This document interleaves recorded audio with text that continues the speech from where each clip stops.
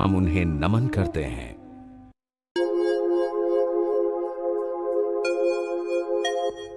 यह स्थान शाक्य वंश की राजधानी कपिलवस्तु के नाम से जाना जाता है। सिद्धार्थ गौतम बुद्ध के पिता शुद्धोधन यहां के राजा थे। सिद्धार्थ गौतम का बचपन यहीं बीता था। भारत नेपाल सीमा पर पीपरहवा से 16 किलोमीटर उत्तर पश्चिम, लुम्बिनी से 24 किलोमीटर पश्चिम दक्षिण पश्चिम पर यह स्थित है। यही कपिलवस्तु स्थान था। यहां खंडित दीवारों के टीले आसानी से देखे जा सकते हैं। कपिलवस्तु से प्राप्त अवशेषों से भगवान के प्रारंभिक जीवन का पता चलता है। कपिलवस्तु के राजा शुद्धोधन का विवाह महामाया से हुआ। एक दिन सुमेध नामक बोधिसत्व माता महामाया के स्वप्न में आए और उन्होंने प्रश्न किया, मैंने अपना अंतिम जन्म पृथ्वी पर धारण करने का निश्चय किया है, क्या आप मेरी माता बनेंगी? रानी महामाया ने प्रसन्नता से स्वीकृति दी। इस अद्भुत स्वप्न की चर्चा राजा शुद्धोधन ने स्वप्न विद्या में प्रसिद्ध 8 पंडितों से की।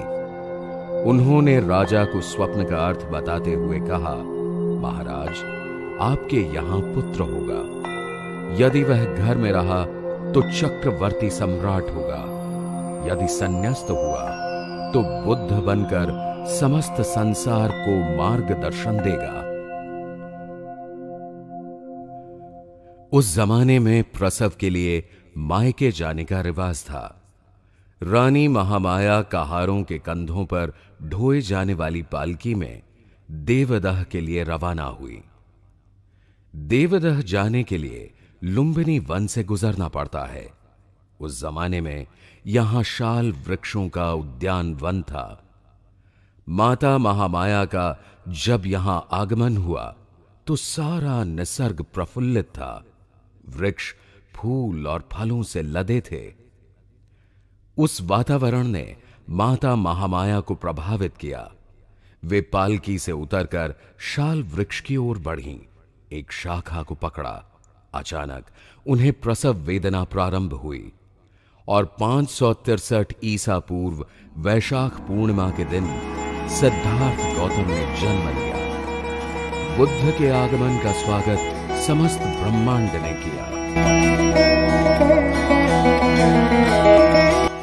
भगवान बुद्ध का जन्मस्थल लुम्बिनी नेपाल की तराई में नेपाल सीमा से लगभग 10 किलोमीटर भैरवा जिले में है।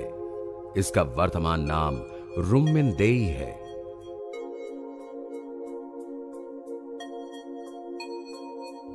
तथागत बुद्ध की याद में सम्राट अशोक ने इस अशोक स्तंभ का निर्माण किया। इसमें लगा पत्थर चुनार का है। इसकी ऊंचाई 24 फुट 3 इंच है। इस पर सम्राट अशोक का अभिलेख खुदा हुआ है। इस स्तंभ के उत्तर पूर्व व दक्षिण पूर्व की ओर ईंटों के ये 2 स्तूप हैं। अशोक स्तंभ की कुछ दूरी पर एक आधुनिक विहार बना है। यह लुम्बिनी की संरक्षक देवी का मंदिर है। इसे रुम्मिन देवी के नाम से जाना जाता है। यह प्रतिमा भगवान बुद्ध के जन्म को दर्शाती है। माता महामाया दाहिने हाथ से पेड़ की शाखा पकड़े हुए हैं। यह तालाब विहार के दक्षिण में है। यह वही तालाब है जहां भगवान की माता ने प्रसव पश्चात स्नान किया था। इस तालाब के उत्तर पूर्व की ओर ईंटों के अनेक खंडहर हैं। यहां पहले कभी छोटे स्तूप हुआ करते थे। इनमें से 6 स्तूप पूर्व से पश्चिम की तरफ एक पंक्ति में है। माता महामाया नवजात बालक के साथ कपिलवस्तु आईं। 5वें दिन नामकरण संस्कार करके बालक का नाम सिद्धार्थ रखा गया। सिद्धार्थ अर्थात जिसके सारे अर्थ सिद्ध हो गए, सफल हो गए। गोत्र गौतम होने के कारण जनसाधारण में वे सिद्धार्थ गौतम के नाम से प्रसिद्ध हुए। बालक सिद्धार्थ के जन्म के 7 दिन बाद अचानक माता महामाया गंभीर रूप से बीमार पड़ी और चल बसी। उसके बाद उनका पालन पोषण महाप्रजापति ने किया। वयस्क होने पर उनका विवाह दंडपाणि नामक शाक्य की पुत्री यशोधरा से हुआ। सिद्धार्थ गौतम व यशोधरा के घर बेटे ने जन्म लिया। उसका नाम राहुल रखा गया। सिद्धार्थ गौतम शाक्य संघ के सदस्य थे। शाक्य राज्य से सटा कोलियों का राज्य था। रोहिणी नदी दोनों राज्यों की विभाजन रेखा थी। नदी के पानी से दोनों राज्यों की खेती में सिंचाई होती थी। जल के हिस्से को लेकर दोनों राज्यों में विवाद खड़ा हुआ था और यह निश्चित हुआ कि युद्ध द्वारा विवाद को निपटाया जाए। युद्ध के निर्णय के लिए शाक्य संघ द्वारा अधिवेशन बुलाया गया।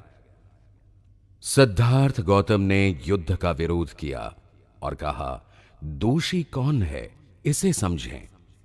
सिद्धार्थ गौतम की बात को गहराई से समझे बगैर उन्हें ही बहुमत से दोषी ठहराया गया और दंड के तौर पर उन्हें शाक्य राज्य से निकाल दिया गया। सिद्धार्थ गौतम ने माता पिता व पत्नी यशोधरा से विचार विमर्श कर उनके गृह त्याग के दंड को स्वीकार करने से शाक्यों ने कोलियों से युद्ध करने के प्रस्ताव को स्थगित कर दिया। यही सिद्धार्थ गौतम का महाभिनिष्क्रिमण था।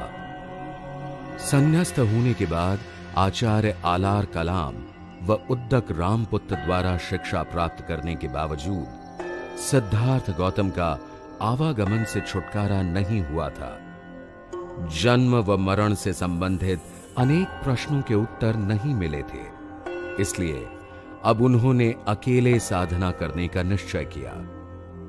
पश्चिम दिशा से आते हुए निरंजना नदी पार करके वे धान के खेतों से ढुंगेश्वरी पर्वत तक पहुंचे। इसे उस जमाने में दंगश्री पर्वत कहा जाता था। यहां की गुफा में वे रागातीत अवस्था प्राप्त करने के लिए घने जंगल में एकांत में शरीर पीड़न तप करने लगे। उनके 5 अन्य साथी वहीं पर अलग साधना करते थे।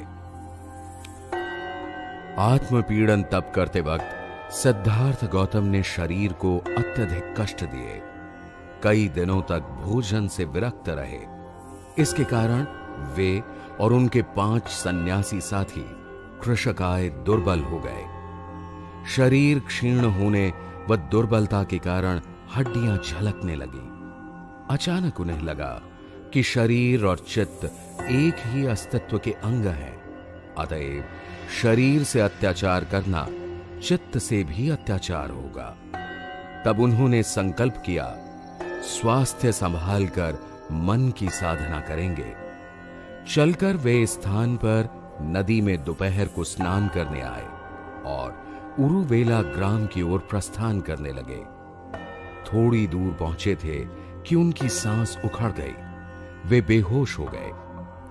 तभी इसी सेनानी नामक गांव की ग्वाला पुत्री सुजाता को उसकी मां ने दूध खीर लेकर वन देवता को अर्पण करने भेजा था। सुजाता के साथ उसकी दासी पूर्णा भी थी।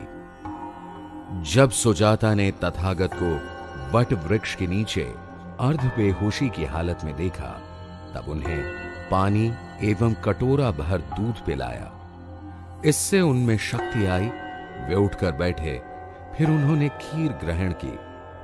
शरीर पीड़न तपस्या त्याग कर सिद्धार्थ द्वारा भोजन ग्रहण करने की बात जब उनके 5 साथी सन्यासियों को पता चली तो वे उन्हें छोड़कर चले गए। यही वह स्थान है जहां सुजाता ने खीर दान किया था। सुजाता बकरौर ग्राम के श्रेष्ठी की पुत्री थी।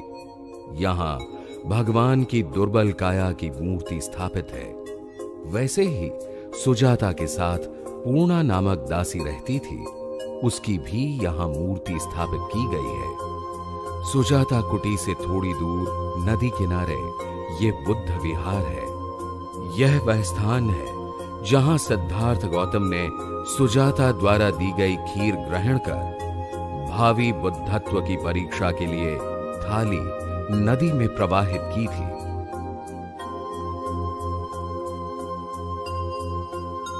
तथागत बुद्ध को बोधिसत्व अवस्था में अन्नदान करने वाली सुजाता बौद्ध इतिहास का अभिन्न अंग बन गई। बाद में सुजाता व उसके पुत्र यश ने बुद्ध संघ में प्रवज्ञा ग्रहण की। सुजाता की याद में इसी स्थान पर एक स्तूप बनवाया गया। यहीं पर कभी सुजाता का महल हुआ करता था। चीनी बौद्ध यात्रियों ने इस स्थान का उल्लेख गंधवस्ती स्तूप के नाम से किया है। यहां पर उत्खनन के दरमियान धातु के टुकड़े मिले हैं। उस पर देवपाल राजस्य सुजाता गृह लिखा है। इससे सिद्ध होता है कि यह स्तूप देवपाल राजा के शासनकाल में बनाया गया था। बोध गया के पास फाल्गु नदी की सहायक उपनदी को निरंजना नदी कहा जाता है। यह बौद्ध साहित्य में प्रसिद्ध नदी है। इसका उद्गम हजारीबाग जिले में सिमेरिया के समीप है। इस नदी के पश्चिम में बोध गया स्थित है। प्राचीन भारत की मूल निवासी नाग जाति इसके किनारे बसी थी। क्षोत्रिक नामक घसियारा नदी किनारे जब पहली बार सिद्धार्थ गौतम को मिला तो वह उनसे बड़े गहरे लगाव का अनुभव करने लगा। इतना प्रसन्न व्यक्तित्व उसने पहले देखा नहीं था। अपनी प्रसन्नता जाहिर करने के लिए उसने सिद्धार्थ को उपहार देने की इच्छा की। सिद्धार्थ गौतम ने काटे हुए कुश घास के ढेर की ओर संकेत किया और कहा, यह घास नरम है और अगर तुम मुझे दोगे तो मैं ध्यान के लिए आसन बनाऊंगा। सिद्धार्थ ने दोनों हाथ पसार कर क्षोत्रिक का उपहार इसी स्थल पर ग्रहण किया था। तथागत व क्षोत्रिक की याद में यह कुशा घास विहार निर्मित किया गया है। निरंजना नदी पार करने के बाद बकरौर ग्राम के पास छोटे चबूतरे पर यह स्थान है। इस स्थान से सिद्धार्थ गौतम ने ध्यान साधना के लिए उरुवेला की ओर प्रस्थान किया। सिद्धार्थ गौतम की बुद्धत्व प्राप्ति के बाद क्षोत्रिक घसियारा संघ में सम्मिलित हो गया। यहां आकर वे पीपल अर्थात बोधि वृक्ष के नीचे पद्मासन लगाकर बैठ गए। तब तक संध्या हो चुकी थी। पहले शरीर और चित्त के ध्यान के प्रयोग करने के कारण सिद्धार्थ गौतम का चित्त, शरीर व श्वसन एकाकार हो गए। सजगता के दीर्घ अभ्यास के कारण चित्त सूक्ष्म व केंद्रीभूत हो गया था। गहन समाधि अवस्था का अनुभव उन्हें पहले से था। अब वे परम समाधि की गहराई में उतरे। उन्होंने देखा कि जिसका निर्माण होता है वह नष्ट होता है। कैसे प्राणी जन्म व मृत्यु की श्रृंखला से गुजरता है। जीवन कैसे सागर की लहरों जैसा है। लहरें उठती हैं, गिरती हैं, मगर सागर का न जन्म होता है न मृत्यु होती है।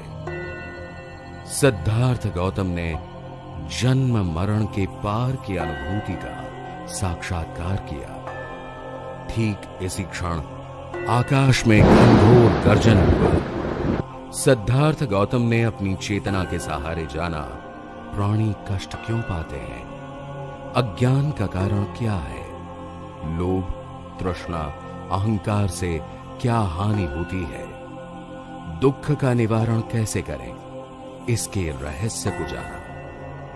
बाद में तथागत ने इसे 4 आर्य सत्य कहा। तत्पश्चात ध्यान की गहन अवस्था में सिद्धार्थ गौतम को लगा कि जन्म जन्मांतर की त्रासदी से मुक्ति लाभ होकर आनंद की वर्षा हो रही है। उनकी दुनिया बदल गई। वे सिद्धार्थ गौतम से सम्यक संबुद्ध हुए। असीम करुणा का उदय हुआ। सम्यक संबुद्ध होने के बाद प्रतिदिन बुद्ध निरंजना नदी में स्नान करते। नदी किनारे इस स्थान पर चलित ध्यान साधना करते। बुद्ध होने के पहले का उनका जीवन अब बदल चुका था।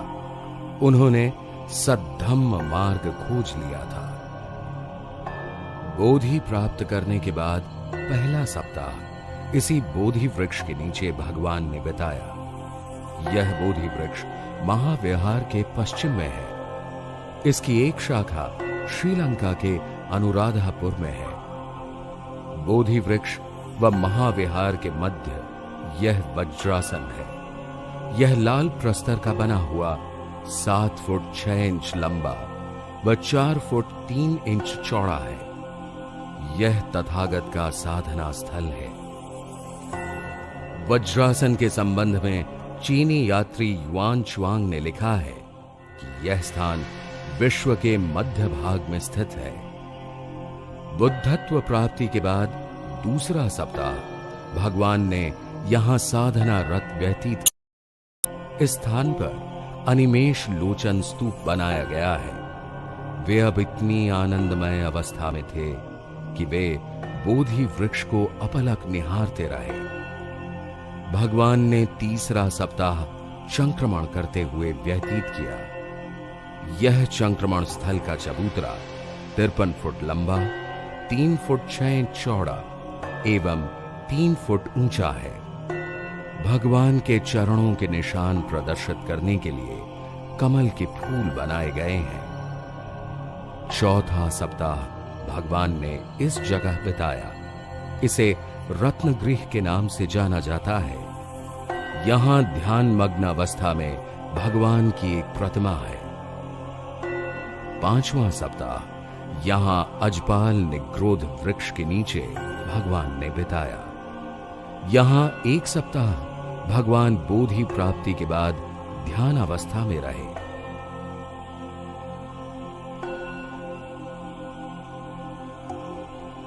छठा सप्ताह भगवान ने मुचलिंद झील के निकट मुचलिंद वृक्ष की छांव में व्यतीत किया। इतिहास ये कहता है कि मार द्वारा तूफान व वर्षा से उनकी समाधि में व्यवधान डालने पर झील के तल में रहने वाले नागराज ने भगवान पर 7 वनों की छाया कर दी। परंतु सत्य यह है कि वहां बसने वाली तत्कालीन नाग जाति के लोगों ने भगवान को संपूर्ण सहयोग दिया था। वो उनके धम्म को समर्पित हुए थे। ठीक 42 दिन के बाद 7वां व अंतिम सप्ताह यहां भगवान ने व्यतीत किया। इसे राजायतन वृक्ष कहते हैं। आप जिस वृक्ष को देख रहे हैं, यह वृक्ष 60 वर्ष पूर्व बर्मा से लाया गया था। इसी स्थान पर उत्कल अर्थात उड़ीसा के रहने वाले 2 व्यापारी तपस्सु व भल्लिक को बुद्ध व धम्म की शरण भगवान ने दी। इन उपासकों ने भगवान को मधुपिंडक का भोजन दिया था। वे बुद्ध के पहले उपासक शिष्य थे। चक्रवर्ती सम्राट अशोक ने भगवान बुद्ध की देशना से प्रभावित होकर यहां महाविहार और मुचलिंद झील के मध्य स्तंभ स्थापित करवाया था। अत्यंत प्राचीन काल से इस महाबोधि महाविहार का स्वरूप इसी तरह बचा हुआ है। यह महाविहार 170 फुट ऊंचा व आधार में 50 फुट चौड़ा है। इसका आकार पिरामिड की तरह है। विहार के गर्भगृह के लिए रोशनी का झरोखा है। विहार नीली ईंटों का बना है। उन पर लेप किया गया है। मुख्य प्रवेश द्वार के दोनों आलों में बुद्ध प्रतिमाएं हैं। गर्भगृह में भगवान की भूमि स्पर्श मुद्रा की मूर्ति स्थापित है। भगवान की शांत व करुणामय छवि के दर्शन के लिए विश्व भर के बौद्ध यहां आते हैं। दंगश्री पर्वत पर शरीर पीड़न तप निरंजना नदी के किनारे बेहोशी की अवस्था में सुजाता द्वारा खीर का दान, ये वही स्थान है जहां कभी बुद्ध भ्रमण किया करते थे। यहीं से हम देख रहे हैं संबोधि प्राप्ति की सिद्धार्थ गौतम की यात्रा। अब सिद्धार्थ गौतम सम्यक संबुद्ध हैं। उन्होंने पदार्थ जगत का परम ज्ञान प्राप्त किया है। बुद्धत्व प्राप्ति के बाद तथागत ने विचार किया, किसे धम्म का उपदेश दूं। उनके मन में अपने 5 सहयोगियों का ख्याल आया, जो उनके कठोर तपश्चर्या त्यागने पर उन्हें छोड़कर चले गए थे। वे 5 सहयोगी मृगदाय वन अर्थात सारनाथ में थे। भगवान के सारनाथ आगमन के बाद भी उन सहयोगियों ने अभिवादन नहीं किया। तथागत के समीप आने पर वे बुद्धत्व की ऊर्जा से प्रभावित हुए। उन्हें अनायास आसन दिया। भगवान ने उन्हें 4 आर्य सत्य व मध्यम मार्ग की शिक्षा दी। जीवन में किसी भी प्रकार की अति से बचने की व दुख के कारण को जानने की सलाह दी। इस प्रकार सारनाथ के इसी स्थान पर विश्व पथ प्रदर्शक तथागत बुद्ध ने धम्म चक्र प्रवर्तन किया। प्रकृति का अद्भुत संयोग कि 24 नवंबर 1956 को बोधिसत्व डॉक्टर बाबा साहब आम्बेडकर ने इसी स्थान पर अपना अंतिम प्रवचन दिया है। प्रवचन में बाबा ने धम्म प्रसार तेजी से करने को कहा। शील का पालन, ध्यान की साधना व प्रज्ञा का विकास बौद्ध धम्म द्वारा संभव है। यह विश्व की उत्कृष्ट शिक्षा प्रणाली है। शील के पालन में हमें चित्त और शरीर को नियंत्रित कर 5 इंद्रियों की रखवाली करनी पड़ती है। ध्यान का अर्थ है सजग चित्त से अनासक्त भाव से मन में उठने वाले हर भाव को देखते रहना और चित्त को सतत निर्मल करना।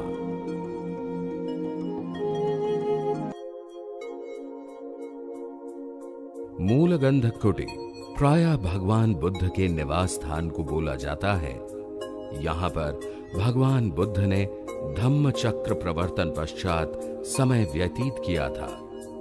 मूलगंध कुटी के पश्चिम की ओर सम्राट अशोक कालीन प्रस्तर अशोक स्तंभ है। ये किसी समय लगभग 15.25 मीटर ऊंचा और सिंह शीर्ष अर्थात सिरे पर सिंह प्रतिमा वाला था। स्तंभ पर 3 अभिलेख खुदे हैं।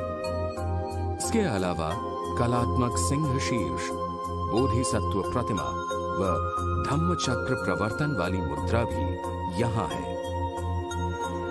तथागत बुद्ध को प्रकृति से गहरा लगाव था। बुद्ध काल में पशु पक्षी निर्भय होकर विचरण करते थे। एक बार बुद्ध को वानरों ने मधु भेंट दी थी। जब किसी व्यक्ति में करुणा भाव का उदय होता है तो जंगली पशु भी हिंसा भाव त्याग कर उसके संपर्क में आते हैं। बुद्ध के ध्यान मार्ग की यह मौलिक विशेषता है। मूलगंध कुटी के पास ही यह मृगदाय अभयारण्य है। यहां हिरण स्वच्छंद विचरण करते हैं। सारनाथ में धम्म चक्र प्रवर्तन के बाद यहां बनारस के लोग धम्म में दीक्षित हुए। बनारस के काश्यप परिवार ने बुद्ध धर्म का प्रसार किया। बनारस बौद्ध प्रसार का प्रमुख केंद्र है। बनारस में जहां जहां भगवान बुद्ध ने धम्म देशना दी, वहां वहां बुद्ध स्मारक बनाए गए हैं।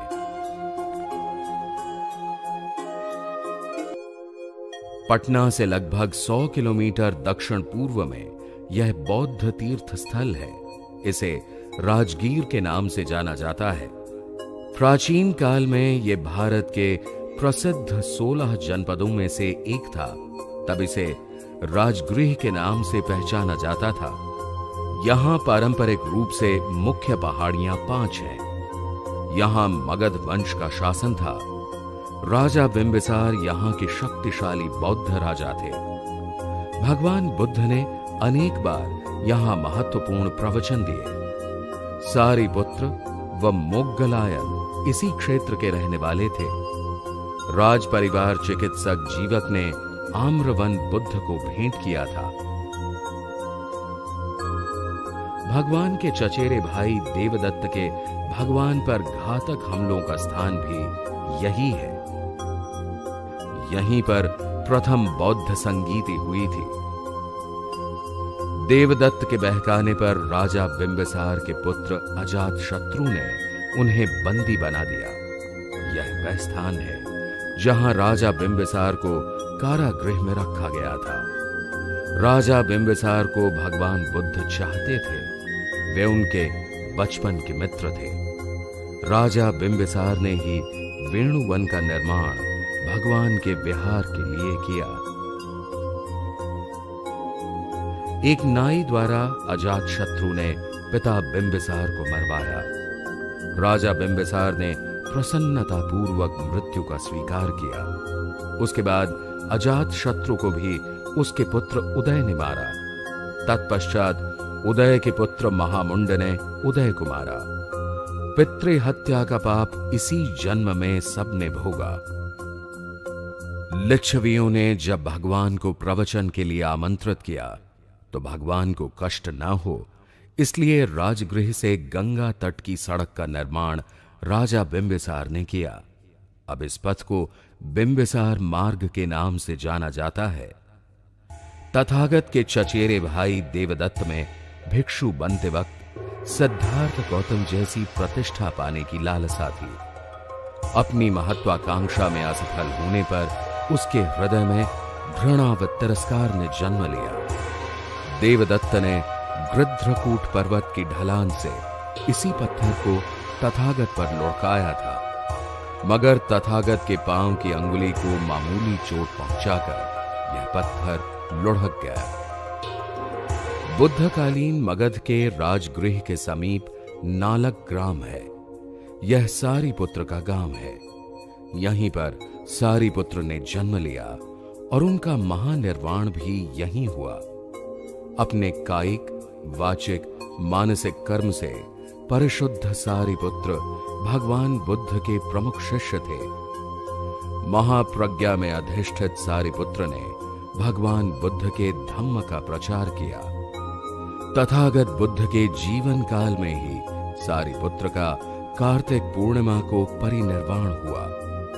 यही वह स्थल है जो अब हमें सारिपुत्र की याद दिलाता है।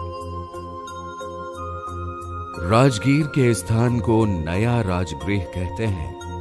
चीनी यात्री फाहियान के अनुसार राजा अजातशत्रु ने इसका निर्माण कराया था।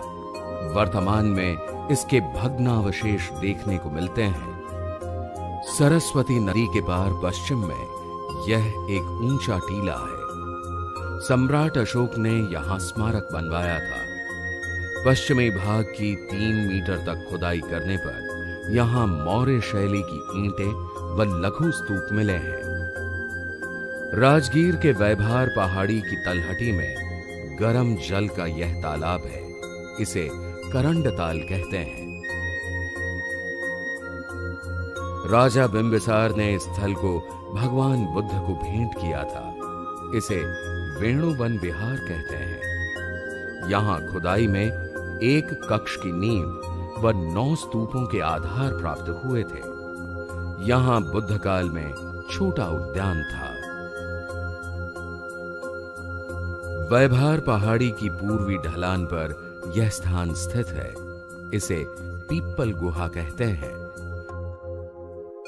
यहां भगवान बुद्ध के प्रमुख शिष्य महाकाश्यप निवास करते थे। वे प्रथम संगीति के अध्यक्ष थे। सप्तकर्णी गुफाओं के सामने की इस जगह पर प्रथम धम्म संगीति हुई थी। यह 3 महीने तक चली। 500 वरिष्ठ भिक्षु इसमें सहभागी थे। इसका आकार लगभग 36.5 मीटर लंबा व पूर्व की ओर 10.3 मीटर चौड़ा है। इस स्थान पर धम्म, विनय संबंधी वचन व त्रिपिटक का संकलन हुआ। गृध्रकूट की ओर आने पर छटागिरी पहाड़ी के आधार की ओर यह जीवक आम्र वन विहार है। राजा बिंबिसार के राज चिकित्सक ने यह आम्र वन बुद्ध संघ को दिया था। यहीं पर एक विहार का निर्माण हुआ था। अब यहां उपकक्षों की नींवें और चार दीवारी दिखाई देती है। भगवान बुद्ध के प्रति अपनी असीम श्रद्धा व्यक्त करने के लिए राजगीर की पहाड़ी पर जापान द्वारा निर्मित भव्य शांति स्तूप है। इस आधुनिक बौद्ध विहार में जापानी व भारतीय बौद्ध कला का संगम व समन्वय प्रस्तुत किया गया है। विहार का प्रवेश द्वार प्राचीन राजगीर के बौद्ध वैभव व शिल्प कला की याद दिलाता है। वैभार पहाड़ी के दक्षिणी कोने पर स्थित इन गुफाओं को सोन भंडार गुफाएं कहा जाता है। कहा जाता है यहां पर मगध राज्य का स्वर्ण तथा राजकोष कड़ी सुरक्षा में रखा जाता था। मुख्य मार्ग से दक्षिण की ओर 1 किलोमीटर चलने पर चार दीवारी में ईंटों का यह प्राचीन भवन दिखाई देता है। इसे मनिहार मठ कहते हैं। यह बुद्ध काल में भिक्षु निवास था। यह नाग जाति के लोगों का पूजा स्थल था। उत्खनन के दरमियान यहां अनेक प्रतिमाएं प्राप्त हुई हैं। 8 जनपदों के अर्थात अट्ठकुल के संयुक्त वज्जी गणसंघ की राजधानी वैशाली थी। वैशाली का राजधानी स्थल 3 परतों की दीवारों से घिरा था। लिच्छवी राज्यकाल में सहिष्णुता व भाईचारे के कारण बौद्ध धर्म का काफी प्रसार हुआ। वैशाली को विश्व की प्रथम गणराज्य की राजधानी होने का गौरव प्राप्त है। वैशाली भगवान बुद्ध की प्रिय नगरी थी। राजगृह जाते या लौटते समय भगवान बुद्ध यहीं रुकते थे। यहां की कुटागार शाला में उन्होंने अनेक उपदेश दिए। यहां बहुपुत्र चैत्य, चौपाल चैत्य व महावन कुटागार शाला में वे निवास करते थे।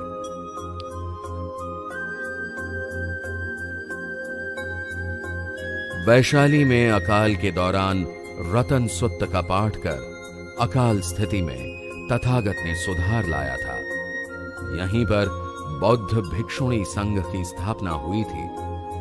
वैशाली के 8 फुट ऊंचे व लगभग 1.5 किलोमीटर क्षेत्र में फैले टीले को राजा विशाल का गढ़ कहते हैं। यहां वज्जी गणराज्य का सभागार था, जहां 770 प्रतिनिधि एकत्र होकर राज्य प्रशासन पर विचार करते थे।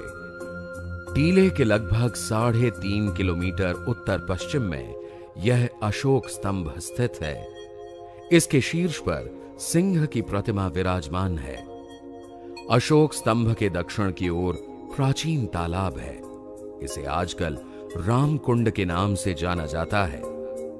इसके किनारे सम्राट अशोक ने स्तंभ व स्तूप बनवाए थे। राजा विशालगढ़ के टीले से 2.5 किलोमीटर पर यह स्तूप है। इसका व्यास 25 फुट था। इसे लिच्छवी स्तूप कहते हैं। भदंत सब्बकामी की अध्यक्षता में वैशाली के स्थान पर द्वितीय बौद्ध संगीति हुई थी। इस संगीति में 700 बौद्ध भिक्षुओं ने भाग लिया था। कंठस्थ बौद्ध ग्रंथों की शुद्धता तथा सुरक्षा के लिए दूसरी संगीति के 125 वर्ष बाद तीसरी संगीति सम्राट अशोक के समय पटना में हुई थी। वैशाली की प्रसिद्ध नर्तकी आम्रपाली के निवास का यह प्राचीन स्थल है। आम्रपाली ने भगवान व भिक्षु संघ को 45वें वर्षावास के दरमियान भोजन दान के लिए आमंत्रित किया था। आम्रपाली धम्म की शरण में आई और उसने यही आम्रवन संघ को दान में दिया। वैशाली में ही भगवान बुद्ध ने घोषणा की थी कि वे ठीक 3 महीने बाद महानिर्वाण प्राप्त करेंगे। बुद्ध पहले धर्म संस्थापक हैं। जिन्होंने महिलाओं के संघ प्रवेश को स्वीकार किया और कहा कि पुरुष की तरह वे भी विनय में प्रवज्जित होकर अरहत पद को प्राप्त कर सकती हैं। अरहत पद पर सिर्फ पुरुषों का ही नहीं अपितु स्त्रियों का भी अधिकार है। बुद्ध काल में महिलाओं के साथ समानता का व्यवहार किया जाता था। सुजाता, पटाचारा, भद्रा, कुंडलकेशा, बुद्ध की सौतेली माता महाप्रजापति गौतमी, माता यशोधरा, धम्मदिन्ना, किसा गौतमी इत्यादि महिलाएं प्रवज्जित होकर संघ में महत्वपूर्ण स्थान प्राप्त कर सकी थी। सभी जातियों की महिलाओं व पुरुषों के लिए बौद्ध संघ में प्रवेश की अनुमति थी। बौद्ध संघ ने नारी समानता का नया अध्याय भारत के इतिहास में लिखा। अंतो जटा वही जटा, जटाय जटितं पजा। प्राचीन भारत के श्रावस्ती नगर को आज सहेत महेत के नाम से जाना जाता है। यह उत्तर प्रदेश के गोंडा व बहराइच जिले के मध्य में स्थित है। सहेत में प्रसिद्ध बौद्ध विहार जेतवन है। यह स्थान अनाथ पिंडक ने भगवान बुद्ध को भेंट दिया था। महेत प्राचीन श्रावस्ती नगर है। अपने जीवन के 45 में से 25 वर्षावास भगवान ने यहां बिताए हैं। विनय पिटक, त्रिपिटक व मज्जीम निकाय में संग्रहित सर्वाधिक उपदेश भगवान ने यहां दिए।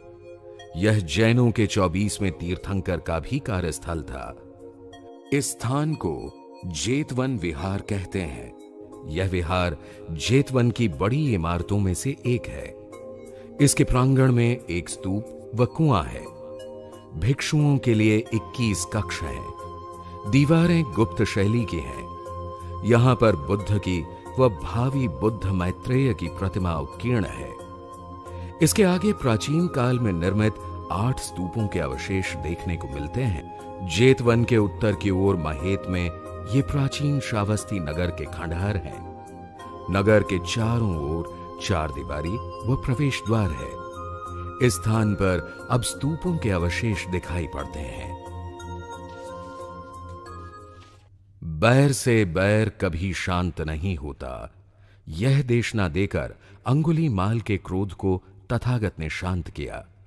यह अंगुलीमाल नामक डाकू तत्कालीन कौशल नरेश के राज्य में जालिनी नाम के जंगल में रहता था।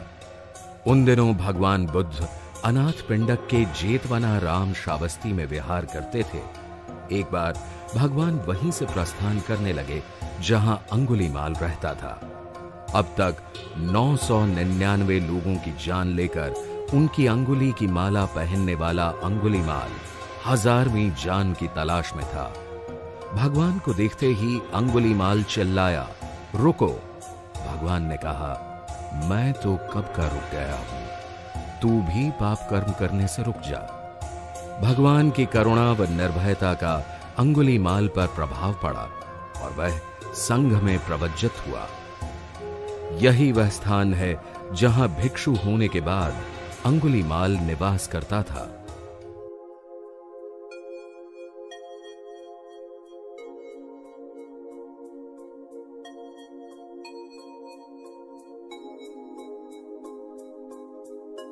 उत्तर प्रदेश के फर्रुखाबाद जिले का ये छोटा गांव संकिस्सा गांव के नाम से जाना जाता है।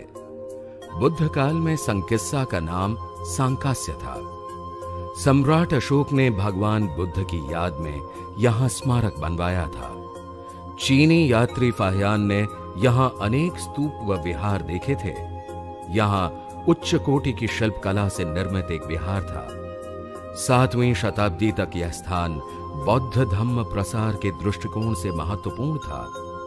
यहां से प्राप्त मूर्तियां, सीलें, मणिका व सिक्के लखनऊ व कलकत्ता के राज्य संग्रहालयों में सुरक्षित हैं।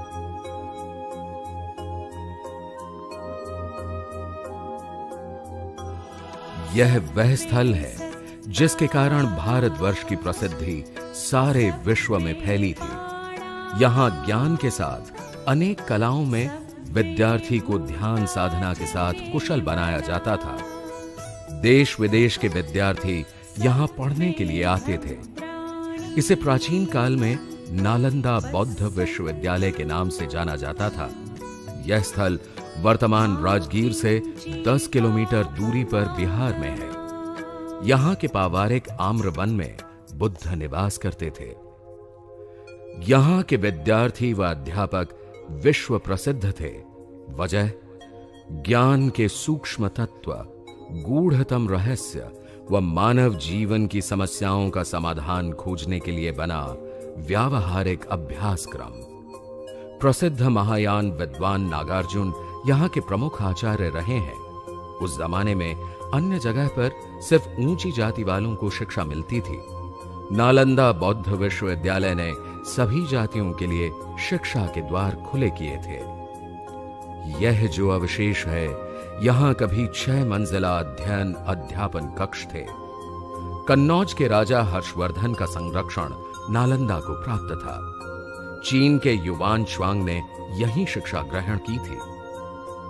अब नालंदा के खंडहर दक्षिण से उत्तर की ओर फैले हैं। विहारों की संख्या 11 है। ये सभी भवन प्राकृतिक प्रकाश से आलोकित रहते थे। नालंदा व तक्षशिला विश्वविद्यालय की तत्कालीन विश्व प्रसिद्धि से प्रेरणा लेकर भारत के वर्तमान बौद्ध भी ऐसे अनुपम विश्वविद्यालय की स्थापना करें, ऐसी आशा हम करते हैं।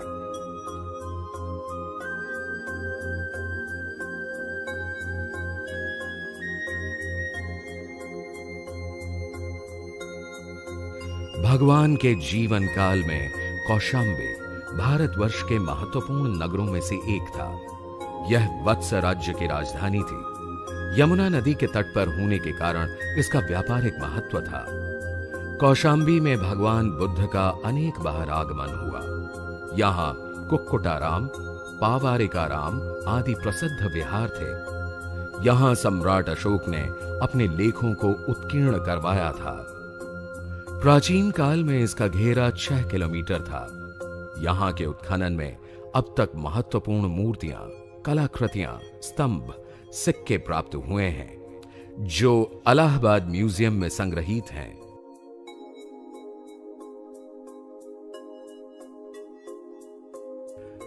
हिमालय की तराई में देवरिया जिले के कसिया नामक कस्बे से लगभग 3.52 किलोमीटर पर कुशीनगर है। यहीं भगवान बुद्ध का पूर्ण सजग व सचेतन अवस्था में महानिर्वाण हुआ था। भगवान अब 80 वर्ष की परिपक्व अवस्था तक पहुंचे थे। उस अवस्था में भी वे भिक्षाटन व धम्म प्रसार के लिए जाते थे। वैशाली के चापाल चैत्य में अपने महापरिनिर्वाण की भविष्यवाणी भगवान ने की थी।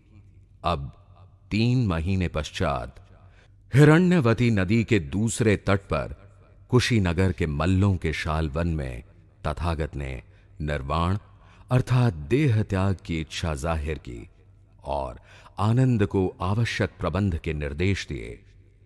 कुशीनगर आगमन के बाद 2 शाल वृक्षों के नीचे मंचक पर वे सिंह शैया में दाहिने करवट लेट गए। उनके शरीर की अंत्येष्टि के बारे में आनंद ने पूछने पर शरीर की ज्यादा चिंता करने की बजाय सत्य के लिए प्रयत्न करने की बात कही तथा गंध युक्त काष्ठ चिता में शरीर को अग्नि देने के पश्चात अस्थि पर स्तूप बनाने की प्रथा के बारे में जानकारी दी। अपने ही मृत्यु संस्कार के लिए शांत स्वर में निर्देश देते हुए तथागत को देखकर आनंद दूर जाकर फूट फूट कर रोने लगे। आनंद की मानसिक अवस्था जानकर तथागत ने उन्हें भिक्षु द्वारा वापस बुलाया और कहा, शोक मत करो। जिसका निर्माण होता है वह नष्ट होता है। शरीर को नष्ट होना ही है। आनंद, कुशीनगर के मल्लों से जाकर कहो, आज तथागत का परिनिर्वाण होगा। कुशीनगर के मल्ल नागरिक किसी अधिवेशन के लिए सभागार में थे।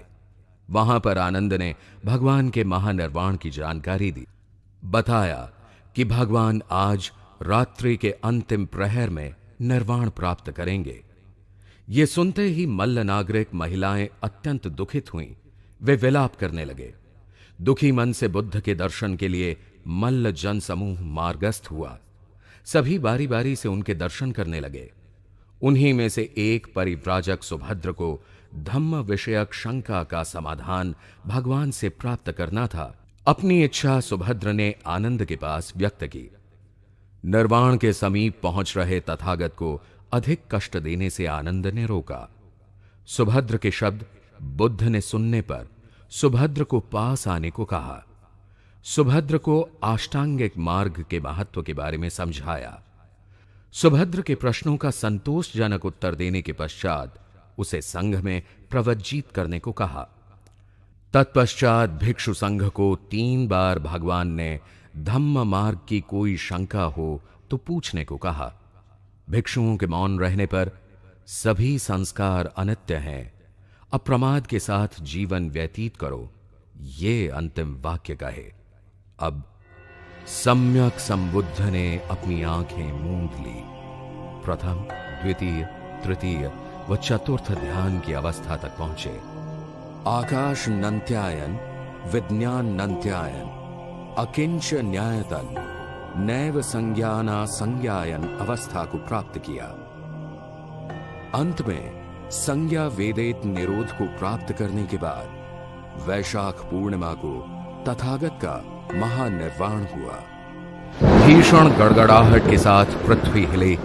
उपासकों के करुण क्रंदन की ध्वनि तेज होने लगी। मल्ल नागरिकों ने अंत्येष्टि का प्रबंध किया। बुद्ध काया के समक्ष सूत्रों का पाठ होने लगा। 6 दिन व 6 रात तक कुशीनगर व समीप के नागरिक बुद्ध काया के दर्शन करते रहे। 7वें दिन मल्लवंश के प्रमुख पदाधिकारियों ने निर्वाण यात्रा रामाभार के टीले तक निकाली। अंतिम संस्कार के पहले भगवान के शिष्य भंते महाकश्यप 500 भिक्षुओं के साथ पहुंचे।